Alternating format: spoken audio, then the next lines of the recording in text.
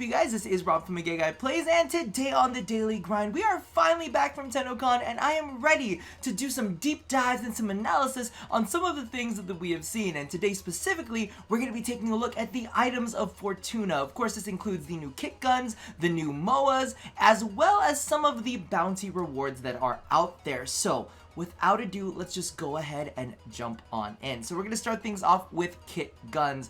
These ones are really interesting, and we were all super excited for the release of secondary Zaws. I know there's some people in the comments that got a little bit butthurt because I called them Zaws and not Kitguns. It's okay, we're on it. So, as we can see from the footage, there are actually 3 different parts very similarly to Zaws. We have the chambers, the grips, and the loaders. The chambers are actually going to dictate what looks like the base damage of the weapon as well as the type of fire that it has.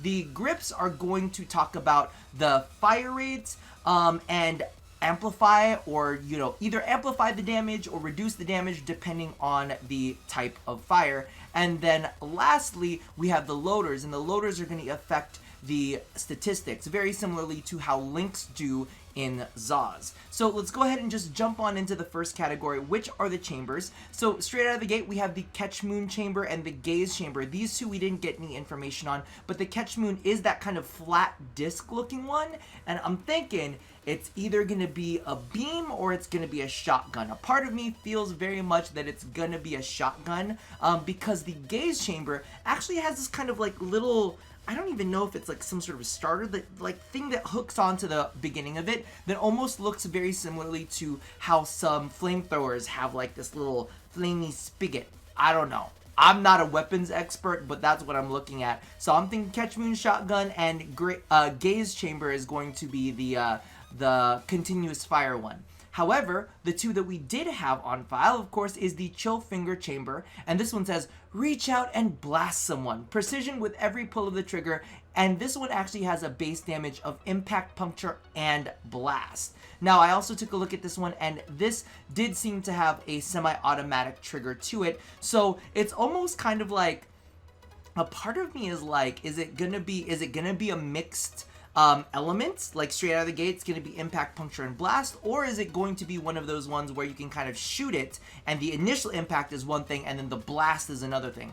We'll have to see, because it could be an area of effect one. Really interested in seeing how that works. Then of course we have the Rattle Guts chamber, which by the way I absolutely love the frickin' name, and it says let her rip, rapid fire. So this one I'm gonna assume is a full auto, and this one is puncture and slash. So here's the thing that I have to say about that. Because of the fact that it's IPS, is just puncture and slash, and it was leaning a little bit heavier into slash, you could go for a status chance one with that and just have a lot of slash procs coming off of it.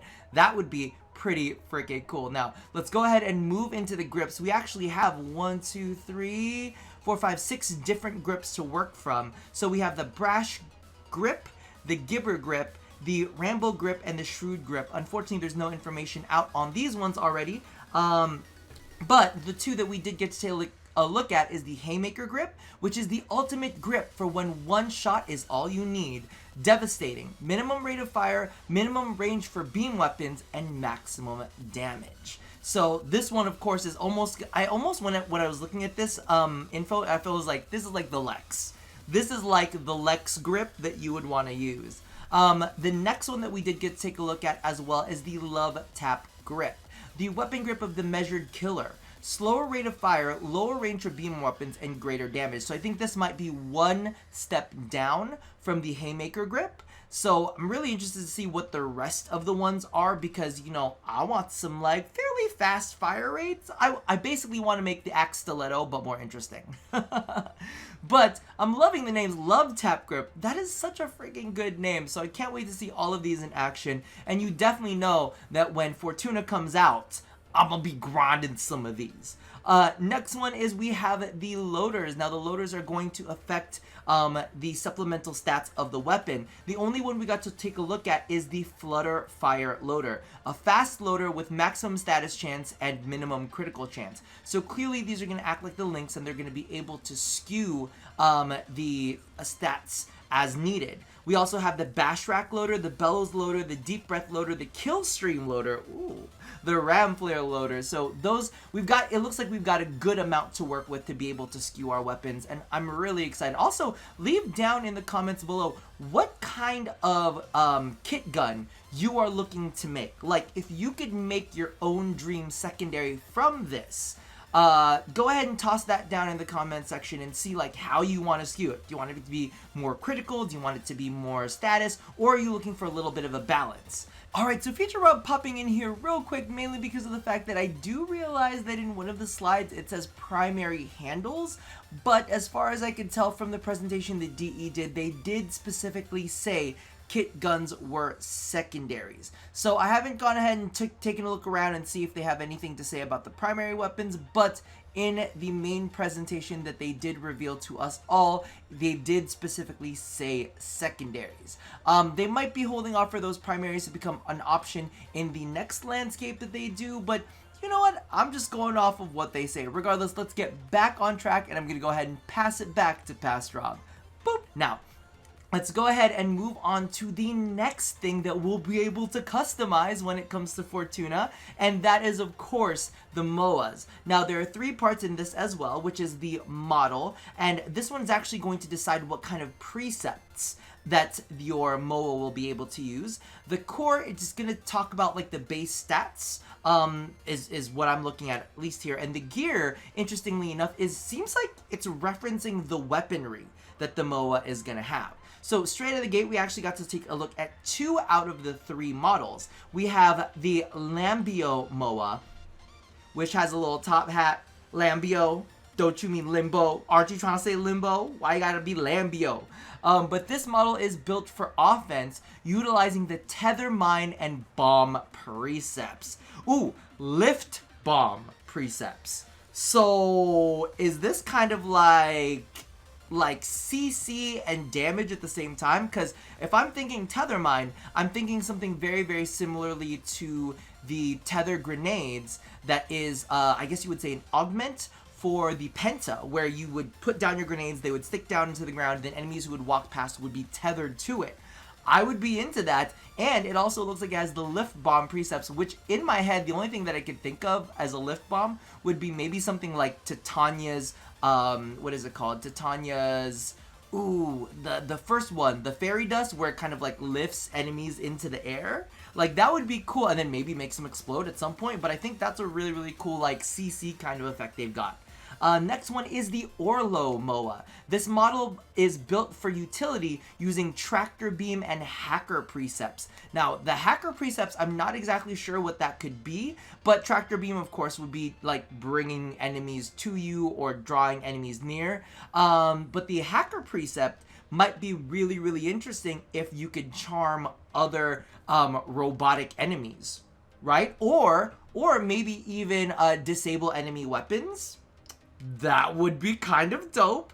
The only type of Moa we did not get to see is the Para Moa. So maybe this one is going to be more defense or something along the lines. Because we've got offense, we've got utility, and then we could potentially see defense. So I'm interested to see what's in there. Now, moving on to the cores, we have the Alcrum core, which is a well-balanced core, and then we have the Crisis core. I see you, DE, I see you. Durable armor, but weak shields. The only one that we didn't get to see is the Drex core, which might be a flip of the Crisis core. Maybe you have, what do you call this, weak armor, but durable shields? I don't know. Something along those lines. There didn't seem to be anything interesting in here. But last but not least, I'm really interested in the gear slot, because the gear slot, I mean, I'm reading some of these and I'm like, what's going on? So there's Argon gear, there's Hextra gear, and Unit gear. Those ones we don't know anything about. But we do have the Harpin gear, which is a grappling hook that pulls an enemy within 15 meters to the Moa. It's got a 10-second cooldown. Then we have the Phasor gear, which is a single target, low electric damage, high chance to stun the target, shoots 1 round every 3 seconds. So Phasor looks like it's going to be a little bit of a CC. And then we've also got Thermo gear. Thermo gear is the burst beam weapon that deals high amounts of heat damage after charging for 4 seconds. So what the fuck? What the fuck? I'm really, really interested to see exactly how all of these go. It looks like we've got 1, 2, 3, 4, 5, 6, 7. We have 7 different gear pieces that they could have. So, I mean, I don't know. I'm excited. I'm just excited to see exactly what it's going to happen. But the only thing that I kind of think in my head is it almost makes me feel like the Moa itself more similarly to a companion than a sentinel, because with sentinels you're able to swap out their weapons. This almost seems like it's kind of set into place. So your companion Moa would act like a, you know, would even though it's robotic, would be a little bit more similar to an actual companion itself that you just slot in and then it's done. All right.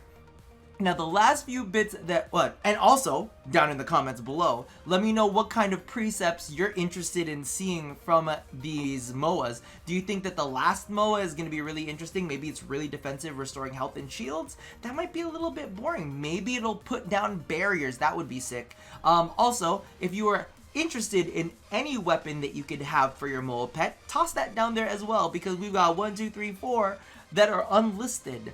And lastly, let's go ahead and move into the final bits that we've got here, which is of course found within the bounties. Now, it's looking like we're gonna have 4 new freaking mod sets, and I'm very, very excited about them. And I'm almost curious to see exactly what they're gonna do with these ones. I have a feeling there's gonna be a Moa focused one. So let's go ahead and just jump on. We have tech, and we have tech collateral and tech gravity. That one I have absolutely no clue what that could be, because those are so absolutely, what's the word, obtuse? Like, what could, maybe collateral, you'll get more, maybe you'll get more, what do you call this, drops or something? I have absolutely no clue. Gravity, maybe you'll slow enemies? I have no clue, but we have synth, and this one's a little bit easier. So the synth set has reflex and fiber. So Reflex and Fiber seem like defensive mods for Warframes, or maybe even defensive mods for companions, not companions, well, yeah, potentially companions, but Sentinels and maybe Moas at the same time, because those do sound like very, like, defensive potential mods. Strain, this one, I'm hoping this is a weapon one. I'm hoping that this isn't a melee weapon one, but instead maybe a secondary weapon one. But we have Strain Consume and Strain Infection. So I'm thinking maybe Strain Consume is some sort of life leech, something along those lines, and Infection could be, you know, maybe poison damage, something along those lines. And then lastly, this one I kind of feel like might have something to do with the Moas, but we have Mecha, and it's Mecha Empowered and Mecha Pulse. Regardless, those seem really interesting, and I can't wait to get our hands on more set mods. As you guys know, we saw a bunch in the plains, and some of them were usable, some of them weren't. But nonetheless, more mods mean more customizations, and it's even better for us, especially if they give us some really cool bonuses. And let me know what kind of bonuses you would want to see off of these ones. We also have 3 new weapons, which is the melee weapon, which kind of looks like a scythe. So that's the Kreska. We also have the Ocucore, not the Opticore, not the Oculus? Where'd the Oculus come from? That doesn't sound right. But regardless, the Ocucore and the Batacore. And to be honest with you, both the Ocucore and the Batacore look like primary weapons. Alright, so I'm a dumbass. Clearly, you can see it on the screen right now. The Venus Corpus Spaceman experimental weapons. The Ocucore is definitely a pistol, which makes me wonder. Ocucore, Opticore, maybe it's gonna be the handheld version of the Opticore. We never know. The rifle looks absolutely dope, so the Battleless is gonna be sick. The what do you call this? The little scythe looking thing, not as cool as I would like it to be. And then last but not least, we have the Oxalis Sentinel, and I'm gonna be completely honest with you, I have no clue what this could be. However, we did see it kind of transform, and we did see it pick up, what do you call this? One of those really, really cute little furry vermin that we're supposed to be hunting out in the, what is it called? The Valis Orb, because apparently that's going to be the name of the Venus outside area. The inside area is Fortuna, and then the outside area is going to be called the Valis Orb. Or Orb Valis, one of those ways. Kind of like it's Cetus and then the Plains of Eidolon.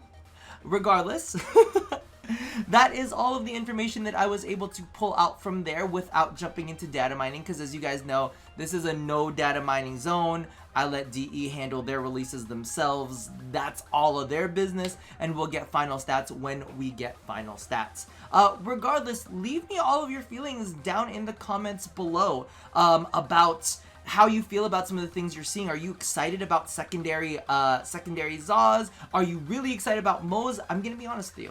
I personally wish that there was at least 1 or 2 more Moa heads, because I love all the precepts and I want to kind of fuck around with them as much as possible. Plus, they're kind of cute. Still not as cute as my Kavat. They're not going to replace my Kavats, but I'll fuck with it. I'll fuck with it at least for a time being.